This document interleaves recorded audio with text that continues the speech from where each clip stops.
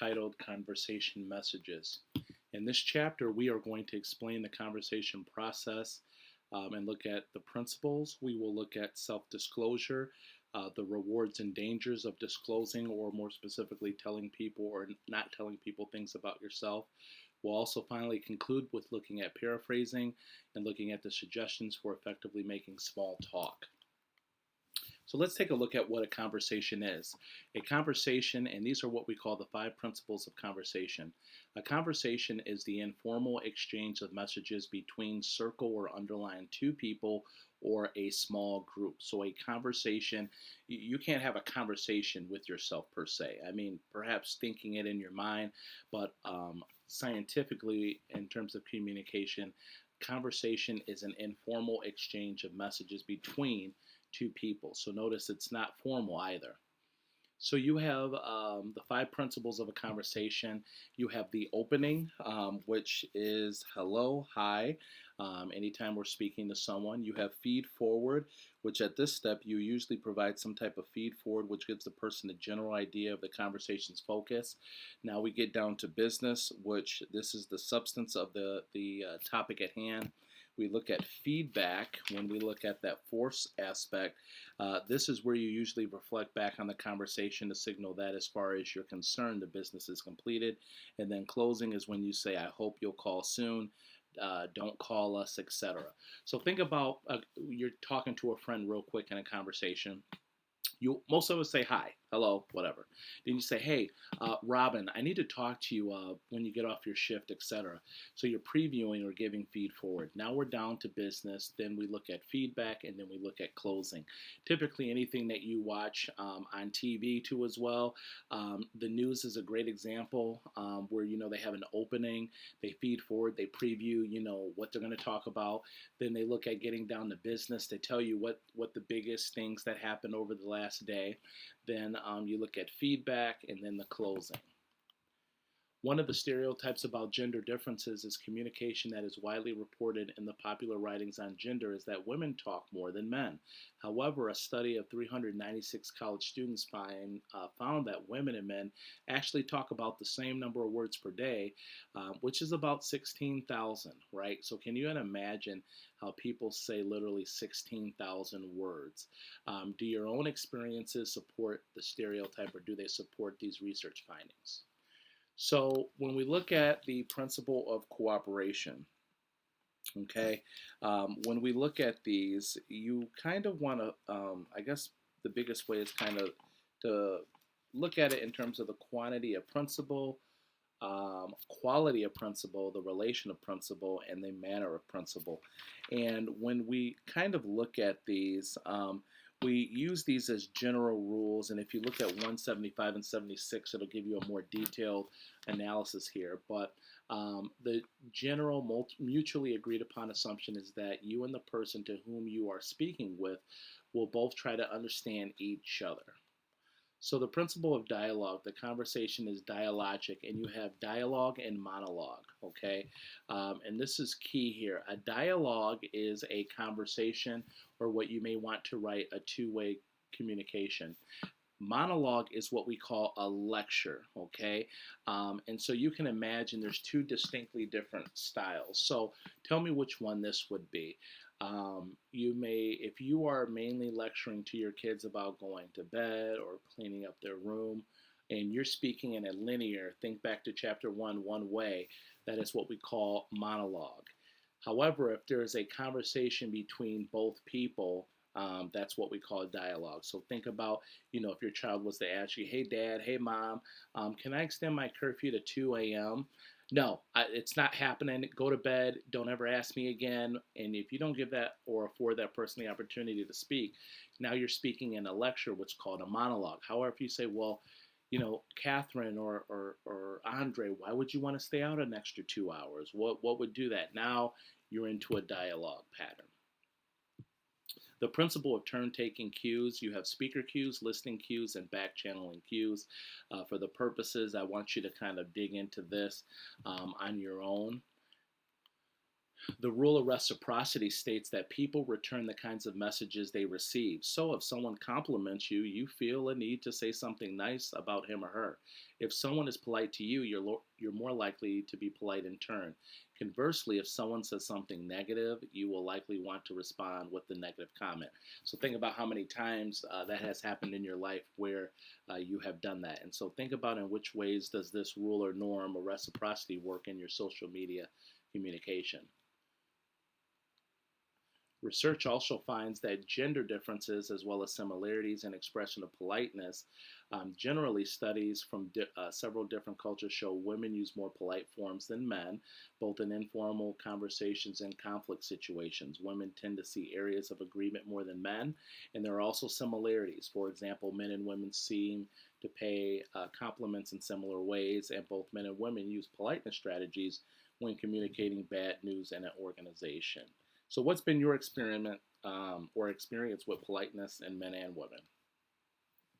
So, self disclosure is communicating information about yourself to another person. And think back to the Johari window when we discussed this, is where how do you communicate your values, beliefs, your desires? What about your behavior, self qualities, or characteristics? Self disclosure occurs in all forms of communication, and it's done for a variety of reasons and developing a process. So think about why it would be important for someone to disclose, perhaps, that they've been to AA or Alcoholic Anonymous, or for someone to disclose that they're going through a divorce, or for someone to disclose that they've been depressed, right? We disclose out of a lot of reasons. I remember thinking about former employees that I supervised, and if I knew, I kind of could tell if someone was getting ready to leave because they would start talking about and letting it leak out, right, that they were looking for other employment or whatnot. So when we look at conversational disclosure, revealing yourself, there are 5 things that influence your self-disclosure. Number one, who you are. Some of us are very close-knit. We don't like to tell people private or intimate information, so we quite frankly are going to keep to ourselves. Your culture influences, so if you're African American, Caucasian, Native American, Asian, Arab, your culture influences the things that you tell and the things that you don't tell. Your gender, your listeners, and your topic. Quite frankly, you're probably not going to tell your grandparents about your romantic interests, but perhaps maybe you can speak to your parents about it, or really a close friend. And then, quite frankly, your topic. Think about where you live. Not everyone agrees with the same political ideology as you. Not everyone is probably of the same faith or lack of what you believe, and so your topic can influence the level and to the extent of what you feel comfortable disclosing. And some of us disclose things based off of what we wear, things that we put on our yard signs, etc. So there's rewards and dangers of self-disclosure. Here are some rewards of, quite frankly, just telling people things about yourself. Well, you get to self-acknowledge who you are, communication and relationship effectiveness, and physiological health. Sometimes it's just really therapeutic for us to talk about things that are on our hearts and minds. And sometimes we like to throw it away and say, I'm not going to talk about it, it's not important, but rather it could be very beneficial for you. There are dangers. You have personal risk, relational risk, and professional risk. So think about if you were job searching and you tell your boss, hey, I wanted to let you know I love it here, but I'm considering, I'm just applying. Well, now professionally, they may not look at you for a promotion, and man, they'll start to judge us. You can say they won't. They'll say, we're not judging you, but in the back of their head, they have that going on. I had a manager who was quitting for, 6 years, just quitting. Still there now to this day, and I'm not in that capacity anymore. But it's funny because after a while, we didn't believe her because at first we thought she was going to leave, but things didn't work out. And then you have personal risk. Nobody wants to be alienated or have people judge them for that. And so think about the things that you choose to disclose, whether they be reward or danger. So here's some guidelines for self-disclosure. Disclose out of appropriate motivation. So the biggest thing here is don't tell somebody a secret to be selfish. Disclose in the appropriate context. So let's say you unfortunately went through a text message, or it's really busy at work and you really need Saturday off. Don't ask your boss in the middle of a rush. That's not the appropriate context. Wait either before or after that situation.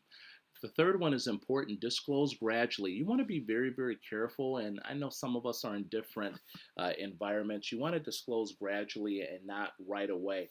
We all know those persons who tell us things really, really quickly. And you're like, man, I know you're going through all of this and this and this. And that was a little TMI, too much information. And then lastly, disclose without imposing burdens on yourself or others. Some people impose where they tell us some things and then we feel bad. And I had a very good friend of mine who you can tell he was going through some opportunities in his personal life, and he put it all on social media, and everyone ran in to help him, and he's doing okay, but that can create stressful situations for other people. And so some people would argue, well, that person's calling out, they're seeking help, and I get where you're going with that. Also, too, practice the skills of effective and active listening, support and reinforce the disclosure, and keep disclosures confidential. That third one is so vital because many of us do not do that. We go out and someone tells us something, we're supposed to keep it confidential, and yet we still tell their business. So, guidelines for resisting pressure to self disclosure. Don't be pushed. Don't let anyone push you. Be indirect and move on to another topic. I like to use the acronym ELMO, enough, let's move on. And then delay a decision and be assertive in your refusal to disclose. So, if someone may want to ask you, hey, I heard you're job searching. Unfortunately, I can't answer that question at this point in time. Or delay a decision. Hey, I need to know if you're going to leave us or not. Great, I'll get to you when I can, right? And so you can be indirect and move on to another topic. So remaining mysterious, and this is a really interesting aspect of conversation messages. The more you reveal about yourself to others, the more areas of your life you expose to possible attack. Power watchers often advise you not to reveal too much of yourself and remain somewhat mysterious, as if you might just do something unexpected or surprising. And this is according to Corda back in 1975. And the point in here is saying, you've heard less is more. Sometimes if you're that mysterious person, I was like that in an organization, especially after reading about this, where, I speak a lot and I like to talk, but I just came in and I just watched. I was really not my normal, typical self. And, people were asking questions, and it got so crazy to where my first day in the job, literally, people were seeking me out and they wanted to know everything about who's this guy working in this organization. So we all know that mysterious person who just doesn't want to open up themselves. It doesn't make them a bad person either, but they just choose to not disclose too much. So let's look at small talk in terms of everyday conversations. You want to be positive, talk about non-controversial subjects. So these are regular workplace conversations. I went to another job, and people were talking about all the crazy stuff that's going on in the world right now, from the coronavirus to the social issues that we face to the economy. Talk in short sentences or sequences and stress similarities and answer the questions. We all have that neighbor who loves to talk all the time. When introducing people, do it simply but with enough detail to provide context. This can often be difficult because of cultural differences. When you look at apologies, this one you want to star. This is an expression of regret or sorrow for having done something or something that happened. So admit it, be apologetic, be specific, empathize, give assurance it won't happen again, give assurance it won't happen again, and give assurance it won't happen again, and avoid excuses, choose appropriate channel.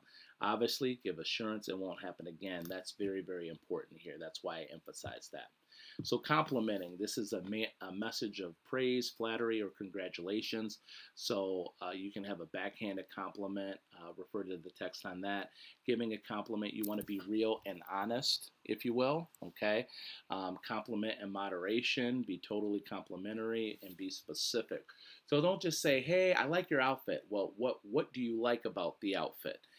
And when receiving a compliment, and I struggle with this sometimes, is accepting it and looking at it in terms of a denial. When we look at advising, some people come to some of us for advice, where this is the giving is the process of giving someone a suggestion for a way of thinking or behaving, and you have specific advice and meta advice. And again, refer to your text here, as this will help you all profoundly. When giving advice, you want to listen, empathize, be tentative, ensure understanding, and keep interaction confidential, and avoid should statements. So often we want to fix it, right? Here we go, masculine communication. You really want to avoid should. So if someone comes to you and says, I'm super stressed out, I want to quit my job. Yeah, girl, go on and quit. Get the heck up out of there. Don't do that. Don't do that. Just listen. Just listen. When responding to advice, accept the advice, avoid negative responses, and interact with the advice. So think about it. Why would this person say, "Shoot, you got to lose some weight, man. You putting on that weight, right?" Well, don't tell that person to shut up. Interact with that advice and maybe delay your response and go back to why would that person think that way, and think back to perception. Men are frequently accused of offering advice even when it's not solicited, according to Tannen. When a problem or question is expressed, the stereotype goes man will try to solve the problem, while the woman will be more likely to express empathy for the speaker. Do you find these true? And that will conclude this week's this video on conversation messages. I hope you found the information to be beneficial for your purposes on this academic learning, and wish you all the best.